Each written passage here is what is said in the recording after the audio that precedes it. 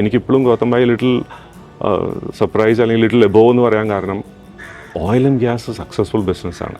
അത് ആര് ചെയ്താലും ഓയിൽ ആൻഡ് ഗ്യാസിന് അതൊരു എക്സ്ട്രീം നെസസിറ്റിയാണ് നമ്മളെ സംബന്ധിച്ചത്. ഗൗതം ഭായ് ചെയ്യാൻ പോകുന്ന ബിസിനസ്സുകൾ അങ്ങനെയല്ല.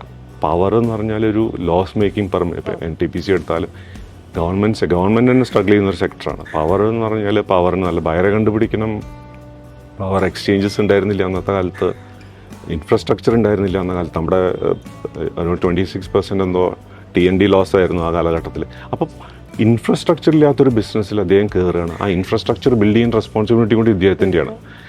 അപ്പോൾ അങ്ങനെ ചില ഇഷ്യൂസ് വരുമ്പോൾ ആ ഫീൽഡിൽ ഇദ്ദേഹം എടുക്കുന്ന ചാലഞ്ച് സക്സസ്ഫുൾ ആവുമോ എന്നുള്ളൊരു കൺസേൺ ഉണ്ടായിരുന്നു. അതാണ് ആ കൺസേണിൻ്റെ മെയിനായിട്ടുണ്ട്. പക്ഷേ ഇന്ന് ഭയങ്കര ഇമ്പ്രസീവാണ് എന്നെ സംബന്ധിച്ചോളം. കാരണം എന്നെ സംബന്ധിച്ചോളം കോൺട്രിബ്യൂഷൻസ് ഒരുപാടുണ്ട് അദ്ദേഹത്തിൻ്റെ. എയർപോർട്ട് ഉണ്ടാക്കിയാലും, പോർട്ട് ഉണ്ടാക്കിയാലും, പവർ പ്ലാന്റ്സ് ഉണ്ടാക്കിയാലും, ഗ്രീൻ എനർജി ഈസ് എവരിവേ. എന്ത് വേണമെങ്കിൽ പറയും. ഞാനത് ഒരു ജഡ്ജ്മെൻറ്റില്ല, കാരണം എല്ലാവരും അവനവൻ്റെ രീതിയിൽ ജഡ്ജ് ചെയ്യേണ്ടതാണ്. പക്ഷെ അദ്ദേഹത്തിൻ്റെ സ്റ്റോക്സ് ഞാൻ ഹിൻഡൻബർഗിൻ്റെ വാച്ച് ചെയ്തിരുന്നു. ഭയങ്കരമായിട്ട് ക്രാഷായിരുന്നു.